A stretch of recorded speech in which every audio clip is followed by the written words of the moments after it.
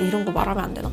애초에 미리미리 하세요. 그 생각하셨을 때 그냥 무슨 영어를 왜 이렇게 못하냐, 교수님 아무한테나 받으면 안 돼요. 네임밸류가 높은 학교는 딱히. 안녕하세요, 다금다금입니다. 제가 일본 교환학생을 뽑히고 출국이 한 2달 정도 남았거든요. 저 새내기 때도 교환학생을 어렴풋이 가고는 싶은데 아무것도 모르겠는 거예요. 이 영상 보시면 전반적으로 파악하는데 도움이 되실 거라고 믿습니다. 제가 어쩌다 보니 교환학생을 3번이나 준비한 사람이거든요. 이유는 그 뒤에서 설명을 드리고 일단 시작할게요. 자, 일단 교환학생이 뭔지 모르시는 분들을 위해서 간단하게 설명을 드리자면, 교환학생은 대학교끼리 학생과 학생을 이렇게 교환을 하는 거예요. 학비는 한국 학교에만 내고 한 학기나 2학기 정도 외국의 대학교에 가서 똑같이 수업도 듣고 학교 생활을 하는 거죠. 그래서 국가 장학금도 가능. 교환학생을 간다고 그 학업 기간이 아예 날아가는 게 아니라 아예 학기 자체를 거기서 지내는 거라고 보시면 됩니다. 그래서 학점 인정도 똑같이 받을 수 있거든요. 그래서 예를 들어서 제가 경영학과잖아요. 만약에 그 나라에 경영학과랑 비슷한 전공이 열려 있으면은 그 경영학과 전공으로 학점을 인정을 받을 수 있는 거고, 제가 가는 데가 일본이거든요. 만약에 일본어 수업을 듣는다 그러면은 그거는 일반 교양으로 넘어가는 겁니다. 비용 면에서도 교환학생이 어학연수보다 한 2배는 1.5배? 2배는 저렴하죠. 그리고 학교가 케어해준다는 점에서 되게 진짜 개이득인 것 같습니다. 교환학생이 가고 싶은 분들이 가장 주시해야 할 거는 국제교류처 홈페이지. 국교 쪽 홈페이지에 그 선발 공지라는 게 있을 거예요. 그 되게 여러 가지여서 되게 이상하게 해놨거든요. 무슨 파견 수기도 있고 그런데 그 선발 공지에 들어가면 됩니다. 지원 시기는 1년에 2번이고요. 2, 3월 한 번, 그다음에 8, 9월에 이렇게 열립니다. 그래서 언제 올라올지 예고를 안 해줘서 본인이 알아서 챙겨야 하는 점이 있어요. 까먹고 있다가 놓쳐버리면 너무 우울하잖아요. 그래서 잘 보고 있어야 합니다. 그리고 본인이 파견되기 전 6개월 전에 지원을 받는 거고, 예를 들어 2학기 9월에 내가 미국에 가고 싶다 그러면은 3월에 지원을 하면 되는 겁니다. 근데 이제 어학 조건이 거의 필수다 보니까 한 1년 잡는다고 생각하시면 돼요. 9월에 가고 싶으면 한 1년 전에부터 준비를 하는 거죠. 저희 학교 전반적인 난이도를 말씀드리면, 서류는 일단 솔직히 다 붙는다고 생각하면 되고 조건만 맞췄으면 걱정 안 해도 돼요. 딱히 면접도 난이도는 딱히 어렵진 않은 것 같은데, 약간 그 시기별로 압박 면접이 있었을 때도 있어요. 무슨 영어를 왜 이렇게 못하냐 이런 식으로. 그리고 경쟁률이 너무 높으면 아무래도 1점에 못 갈 수도 있다. 왜냐면 TO를 그렇게 많이 주는 게 아니거든요. 한 학교에 한 2명, 3명 이렇게 4명일 때도 있고, 거기에 한 8명이 몰려버리면 이제 못 가는 거죠. 한 2, 3지망에 갈 수 있다. 그래서 전반적으로 다 고려를 하셔야 된다. 근데 그래도 다 보내주려고 하시는 편인 것 같아요. 근데 네임밸류가 높은 학교는 딱히 없다고 보시면 됩니다. 그래서 최대한 본인한테 맞는 지역이나 인프라를 좀 알고 가시는 게 좋을 것 같아요. 만약에 그냥 무턱대고 미국이라고 써버렸는데 진짜 완전 깡시골이면 어떡해. 그럼 진짜 너무 심심할 것 같잖아요. 만약에 그게 좋은 사람이면 어쩔 수 없지만 도시를 고르자 해서 저는 도시 쪽으로 생각을 했던 것 같아요. 네, 그 다음에 어학 조건. 어학 조건은 이제 가장 최근에 올라온 파일을 보면서 같이 얘기를 할게요. 네, 영어권. IELTS 6.5. 토익은 한 750점 이상도 있는데 거의 다 800 이상. 그 다음에 토플도 80, 75에서 80 이상. 60점대도 몇 개 있는데 80 이상. 그리고 이렇게 여러 개 조건이 있으면 하나만 준비를 하면 돼요.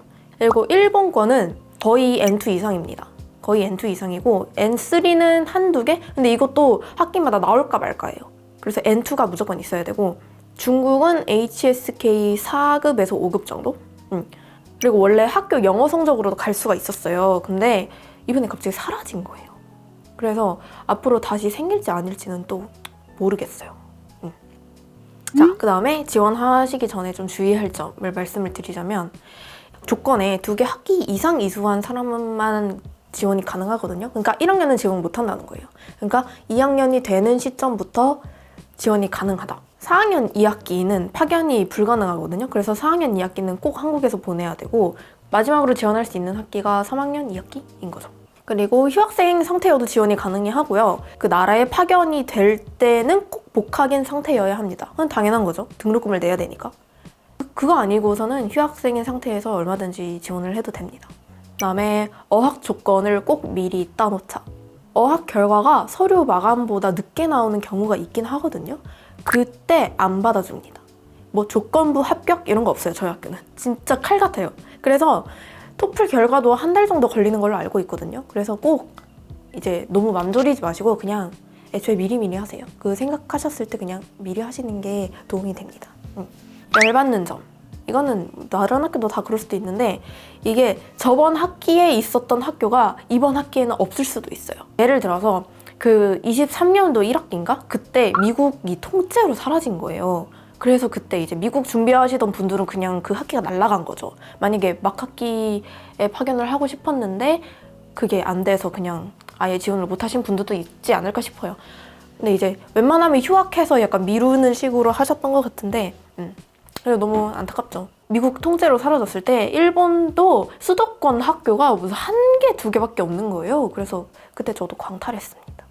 경쟁률이 너무 몰려가지고. 근데 다른 학교도 갈 수 있다고 남는 학교 보내주시겠다고 했는데 저는 시골은 가고 싶지 않아서 거절을 했었습니다.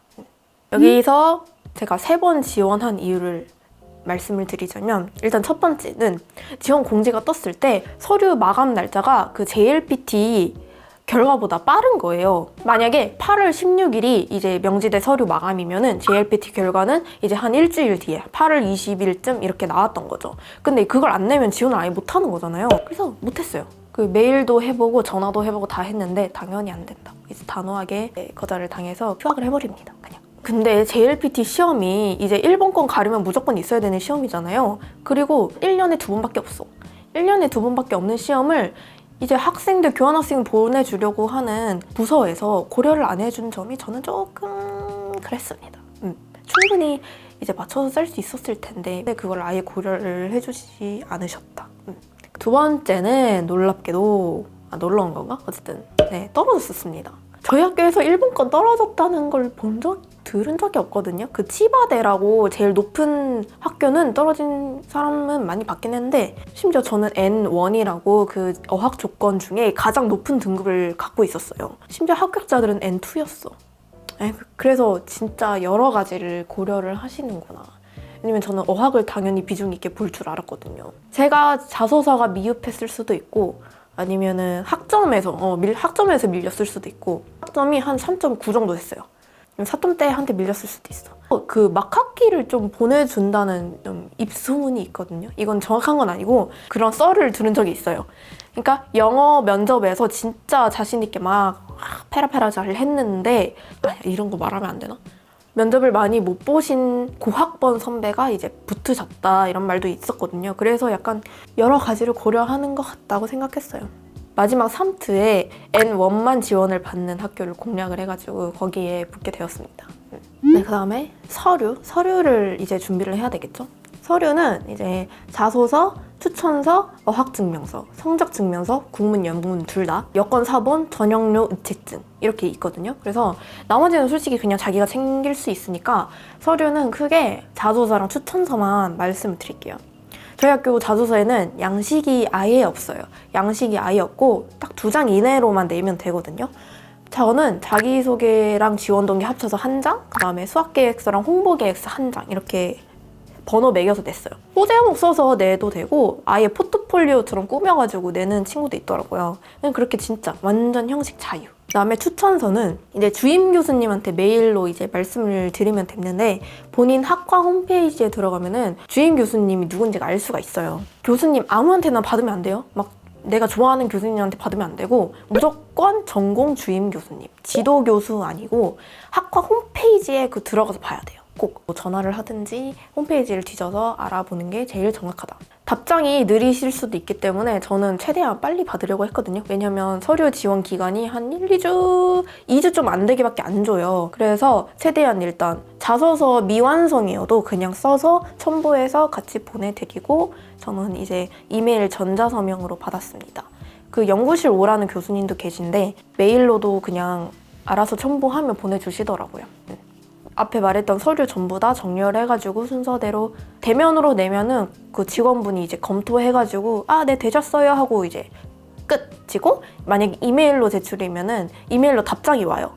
땡땡땡 학생 완료 확인되었습니다. 이렇게 하면 서류 제출은 끝. 네, 마지막으로 면접. 영어권은 영어 질문이 있고 아시아권은 그 나라별로 언어의 면접이 있습니다. 아시아권은 일단 중문과 교수님 1명, 일문과 교수님 1명 이렇게 2명이 계셨고 면접자들은 한 4, 5명 정도 이제 그룹으로 들어갔어요. 보통 같은 학교 지원하는 애들끼리 붙여가지고 들어갔어요. 다 긴장 엄청 한 것 같아도 다 말을 잘하더라고요. 그래서 그 면접 질문 같은 경우는 블로그에 진짜 많아요. 저희 명지대 학생들이 다 올려놨거든요. 거기서 꼭 쳐보시고 제가 받은 질문을 말씀드리자면 일단 자기소개랑 지원 동기 하고 이 학교를 지원한 이유, 이 학교를 왜 지원했는지, 그래서 약간 구체적인 프로그램이 뭐가 있는지, 구체적이게 뭘 배우고 싶은지에 대해서 약간 자세히 말해보라고 하셨어요. 그 다음에 일본어 질문으로 일본 가서 하고 싶은 거 끝. 되게 간단하죠? 아시아권은 되게 화기애애하고 인자한 엄마, 아빠, 친구가 이렇게 대화를 하는 느낌이었달까? 그래서 되게 괜찮았어요. 분위기는 진짜 좋았어요. 영어권도 아마 좋았던 걸로 알고 있어요. 근데 압박 면접이 있었던 게 영어권이었다. 그래서 이제 어떻게 될지 모른다. 근데 그래도 분위기 많이 풀린 걸로 알고 있습니다.